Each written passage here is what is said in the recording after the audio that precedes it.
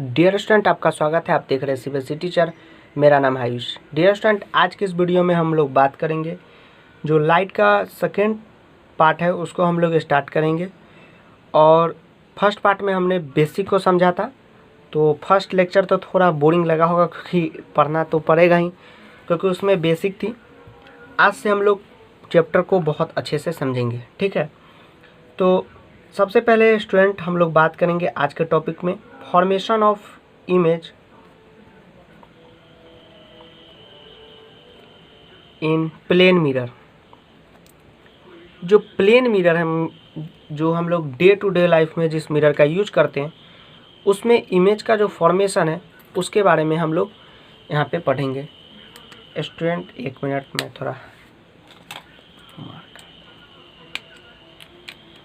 सबसे पहले स्टूडेंट में formation of image due to plane mirror बात करने से पहले एक आपको बेसिक सी जानकारी दे दूँ।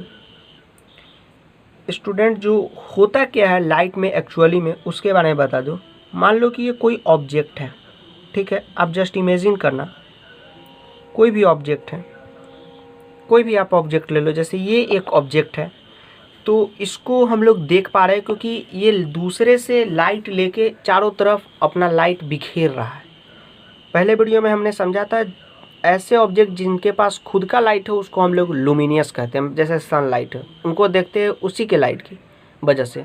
पेन को देखते हैं दूसरे की लाइट, दिन में देखते हैं तो सनलाइट लेके ये रिफ्लेक्शन कर रहा है, इसी को ले लीजिए। और रात में देख रहे हैं तो ये बल्ब का लाइट लेके रिफ्लेक्शन कर रहा है। तो ये बेसिक सी जानकारी थी। तो ये चारों तरफ ये ऑब्जेक्ट है, ये अपना लाइट बिखेरता है, ठीक है। ऐसे बिखेरता होगा, ऐसे ऐसे ऐसे किसी भी तरीके से। लेकिन जब हम लोग क्लास 10 की लाइट पढ़ेंगे, आगे कहीं भी लाइट पढ़ेंगे, तो हम लोग बस दो लाइट रे को लेके पढ़ते हैं कि ऑब्जेक्ट जब चारों तरफ लाइट बिखेर रहा है तो इस ऐसे भी दो लाइट बिखेर रहे होंगे। जैसा आप इमेजिन कर लो ऐसा लाइट वो निकालता ही अपने अंदर से। तो क्लास 10 में मुख्यतः हम लोग दो ही लाइट रे को लेके पढ़ेंगे। इसलिए अगर आप इसको मैंने इसलिए बताया क्योंकि आप कहीं कंफ्यूज हो रहे हैं कि सर लाइट रे को हम लोग ऐसे ही क्यों लेते हैं, ऐसे क्यों नहीं लेते हैं। तो इसलिए मैंने ये थोड़ी सी आपको एक छोटी सी जानकारी दे दी। स्टूडेंट, हम पढ़ते हैं formation of image in plane mirror. Plane mirror पे इमेज का फॉर्मेशन कैसे होता है। तो एक प्लेन मिरर हम लोग ड्रॉ करते हैं। पहले थोड़ा सीधा ड्रॉ करें। ये पीछे मिरर को पॉलिश करना बहुत ज़रूरी है, इसको आप निश्चित ही पॉलिश करके रखें। अब देखो स्टूडेंट, इमेजिन करो कि कोई ऑब्जेक्ट यहाँ पे है और उसका फोटो प्लेन मिरर में बन रहा है। तो कैसे बन रहा है, तो ये लाइट रे तो अपने चारों तरफ बिखरेगा, लेकिन दो ही लाइट रे को हम लोग क्लास 10 में लेके चलते हैं। और चारों तरफ बिखरेगा, इसका मतलब निश्चित है कि एक लाइट रे ऐसे भी ये डालेगा। तो एक लाइट रे ये ऑब्जेक्ट ऐसे डाला, एक लाइट रे यहाँ से मान लो ऐसे डाला, तो ये रिफ्लेक्शन होके ऐसे हुआ और ये रिफ्लेक्शन होके ऐसे हो गया। अब स्टूडेंट आपको मैं बता दूं, बहुत सारे बच्चों का क्वेश्चन होगा ये आर पार क्यों नहीं गया। तो हम लोग रिफ्लेक्शन पढ़ रहे हैं, तो आर पार नहीं गया मतलब रिफ्लेक्शन, आर पार जाएगा तो रिफ्रैक्शन। तो ये लाइट रे, ये ऑब्जेक्ट ने लाइट रे निकाला, ये लाइट रे ऐसे आया, ऐसे रिफ्लेक्ट हो गया, ऐसे आया और ऐसे रिफ्लेक्ट हो गया। अब देखो स्टूडेंट, यहाँ पे वास्तविकता में होता क्या है। हमने फर्स्ट वीडियो में जाना था कि रियल इमेज क्या होता है। रियल इमेज कहने का अर्थ ये है कि ऐसा इमेज जिसको हम लोग स्क्रीन पे ऑब्टेन कर सके। अगर मोबाइल में आप किसी चीज़ की फ़ोटो खींचते हैं तो वो रियल इमेज है, क्योंकि आप खींचे दूसरे को दिखाएंगे, तीसरे को दिखाएंगे, वो स्क्रीन पे ऑब्टेन है, उसको रियल इमेज कहते हैं। वर्चुअल इमेज किसको कहते हैं, जैसे ये प्लेन मिरर। अगर आप अपना ऐसे चेहरा देखते हैं तो दूसरे को दिखा सकते हैं, दोस्त को, कि आप मोहन हो तो अपना चेहरा देखो, स्वयं को दिखा सकते हैं, देखो मेरा चेहरा कितना सुंदर है। नहीं दिखा सकते, स्क्रीन पे ही नहीं, तो उसको हम लोग वर्चुअल इमेज कहेंगे। स्टूडेंट, होता क्या है कि ऐसे तो लाइट रे रिफ्लेक्ट हुआ, तो इमेज कहाँ पे बनेगा, जहाँ पे लाइट रे मीट करता है, ठीक है। तो हम लोग जब यहाँ पे आँख लगाएंगे, जब यहाँ से अगर हम देखते हैं तो आप देखेंगे कि ये लाइट रे जो है कहीं पीछे दूर मीट करता है। इसीलिए प्लेन मिरर में तो यहाँ पे अगर मिरर के इधर इमेज बने तो उसको हम लोग रियल इमेज कहते हैं। मिरर के अगर उधर इमेज बने तो उसको हम लोग वर्चुअल इमेज कहते हैं। तो आप देखेंगे कि प्लेन मिरर के इस साइड इमेज बन रहा है, मतलब ये वर्चुअल इमेज है। और आप देखेंगे मिरर में इमेज बिहाइंड द मिरर बनता है, मतलब मिरर के पीछे, तो मिरर में वर्चुअल इमेज इसीलिए फॉर्म करता है। पर प्लेन मिरर में एक और ख़ास बात आपको हम बता दें कि ऑब्जेक्ट जितनी दूरी पे रहेगा इमेज उसके उतनी ही दूरी पे अंदर में बनेगा। मान लो ऑब्जेक्ट 5 मीटर बाहर है तो इमेज भी अंदर 5 मीटर बनेगा। तो इसको आप नोट कर सकते हैं। ये वर्चुअल इमेज फॉर्म किया है। आगे अगर रे मीट हो जाता तो इसको रियल इमेज कहते हैं, लेकिन पैरेलल लाइन रे कभी मीट नहीं होता है, इसलिए plane mirror always form a virtual image. और एक और ख़ास बात, जितना दूरी पे प्लेन मिरर में ऑब्जेक्ट रहता है, जैसे आप देखते होंगे आप शीशे के सामने ऐसे अगर 1 मीटर पे खड़े होंगे तो अंदर में 1 मीटर पे ही इमेज बनेगा। अगर आप 2 मीटर पे खड़े होंगे तो अंदर में 2 मीटर पे ही इमेज बनेगा। तो ऐसा क्वेश्चन में भी मैं कराऊंगा जहाँ पे आपके सारे कन्फ्यूजन क्लियर होंगे। तो ये प्लेन मिरर को हमने जाना कि प्लेन मिरर कैसा इमेज बनाता है, वर्चुअल इमेज। वर्चुअल इमेज कहने का अर्थ है कि जो मिरर का लाइट रे था वो कैसे मीट किया था, तो मिरर के बाहर मीट किया था ऐसे। तो plane mirror always form a virtual image. ठीक है। प्लेन मिरर का यूज हम लोग कहाँ करते हैं, डे टू डे लाइफ में। शेविंग जब हम लोग करते हैं, दाढ़ी की क्रीम लगाते हैं वहाँ करते हैं। प्लेन मिरर का यूज हम लोग गाड़ियों में करते हैं। तो ये तो एक जनरल बात है। तो फॉर्मेशन ऑफ प्लेन मिरर आपको अच्छे से समझ में आ गया होगा। अब स्टूडेंट आपको मैं बता दूं प्लेन मिरर में पोजीशन कहाँ कहाँ होते हैं, इसके बारे में हम लोग पढ़ेंगे। ठीक। और उसके बाद तो पूरा मिरर का डिटेल में ही पढ़ेंगे। उसके बाद एक नया टॉपिक आता है कि लेटरल इन्वर्सन किसको कहते हैं।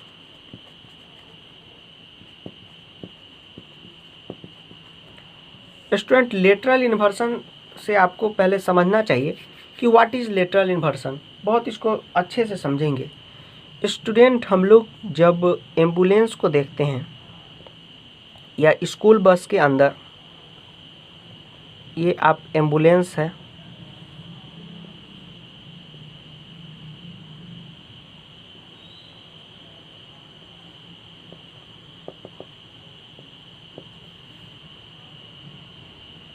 तो स्टूडेंट आप देखेंगे इसके ऊपर एम्बुलेंस कुछ इस प्रकार से लिखा होता है, ECNAL। ऐसा क्यों लिखा होता है? Due to lateral inversion. Student आप देखेंगे स्कूल बस में भी उल्टा लिखा होता है, स्कूल बस से ऐसे स्कूल बस। तो ये ऐसा क्यों लिखा होता है, ये उल्टा क्यों लिखा होता है? तो इसके पीछे की यही कहानी है, लेटरल इन्वर्सन के कारण। क्योंकि ये सामने से मान लो कि कोई एम्बुलेंस आ रहा है, जैसे ये मोबाइल है, ये एम्बुलेंस आ रहा है और यहाँ पे उल्टा लिखा हुआ है। तो ये सामने से आप जस्ट इमेजिन करो कि कोई गाड़ी जा रही है, तो उसकी जो प्लेन मिरर है, यहाँ पे जो साइड मिरर है, वहाँ पे ये एम्बुलेंस सीधा बन जाएगा। इसलिए ये उल्टा लिखा होता है ताकि आगे वाला को सीधा यहाँ पे इमेज फॉर्मेशन हो। ये जस्ट इमेजिन करो ये गाड़ी है, ये एम्बुलेंस है और ये गाड़ी है, तो यहाँ पे उल्टा इसलिए लिखा रहता है एम्बुलेंस, ताकि यहाँ पे जो मिरर है उसमें क्या हो, सीधा दिख जाए और ये समझ जाए कि ये एम्बुलेंस है और ऐसे रास्ता दे और ये निकल जाए। अब जैसे ही आप देखेंगे आप मिरर के सामने आएंगे, अगर आप अपना दायां हाथ उठाते हैं तो उसमें आपको बायां नज़र आएगा, आप लेफ़्ट उठाते हैं तो वहाँ राइट नज़र आएगा। तो इसी को हम लोग कहते हैं लेटरल इन्वर्सन। आप अभी भी मिरर में देखेंगे, जैसे ये मिरर में आप देखें, यहाँ पे ऐसे मैं उठा रहा हूँ तो ये कुछ अलग दिखेगा। तो लेटरल इन्वर्सन अब आपका क्लियर हुआ होगा मुझे लगता है। नहीं क्लियर, अगर कोई भी टॉपिक नहीं क्लियर हो तो उसको आप ज़रूर कमेंट कीजिएगा, अगली वीडियो में उसको करने की कोशिश की जाएगी। अब स्टूडेंट हमने यूज ऑफ प्लेन मिरर तो पढ़ लिया। प्लेन मिरर का यूज हम लोग ज्वेलरी शॉप में कर सकते हैं, एक्सीडेंट से बचने के लिए मिरर व्यू लगाते हैं उसमें कर सकते हैं, बहुत सारे आप इसको बुक में से नोट कर सकते हैं। तो प्लेन मिरर की कहानी ख़त्म हो चुकी है। अब थोड़ा इस पर एक न्यूमेरिकल कर लिया जाए तो मैं बताता हूँ। अगर पहला वीडियो जो देखे होंगे वो ये न्यूमेरिकल आसानी से बना देंगे। ये एक प्लेन मिरर है और एक लाइट रे ऐसे आया और ऐसे निकल गए। पहली वीडियो में पूरी डिटेल हुई है। ये नॉर्मल है, इसको हम लोग इंसिडेंट रे कहते हैं। ये क्वेश्चन है, मैं बताता हूँ कैसे। और इसको हम लोग रिफ्लेक्टेड रे कहते हैं। अब बताओ, अगर ये 55 डिग्री का एंगल है तो ये कितने डिग्री का होगा? तो according to law of reflection, हमने पहले वीडियो में समझा कि जितना एंगल ऑफ इंसिडेंस होगा, ये इंसिडेंट रे हो रहा है, इसका मतलब ये एंगल ऑफ इंसिडेंस है। और इसको एंगल को हम लोग ऐसे दर्शाते हैं, एंगल का ये चिन्ह है और ये सिंबल है और ये आई। ये रिफ्लेक्शन है तो एंगल ऑफ रिफ्लेक्शन। तो ये 55 है तो ये भी 55, क्योंकि angle of reflection is equal to angle of incidence. मतलब एंगल ऑफ इंसिडेंट जितना होगा उतना ही एंगल ऑफ रिफ्लेक्शन होगा। ये लॉज ऑफ रिफ्लेक्शन है।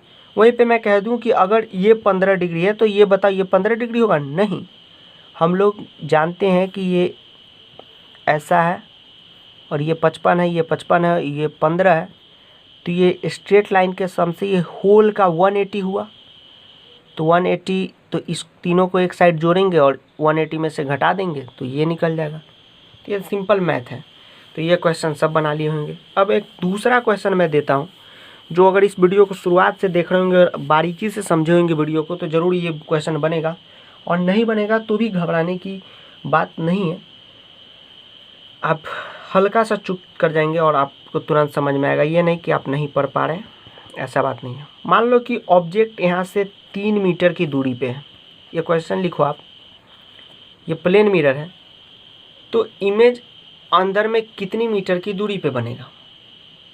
अब बताओ। ये ऑब्जेक्ट है 3 मीटर, ये मिरर से 3 मीटर दूर खड़ा है, तो अंदर में इमेज कितने मीटर अंदर बनेगा? 3 मीटर।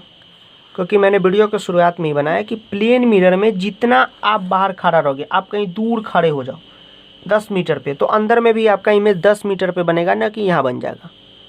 तो ये क्वेश्चन है कि ऑब्जेक्ट 3 मीटर दूरी पे है, इमेज कितना दूर पे बनेगा?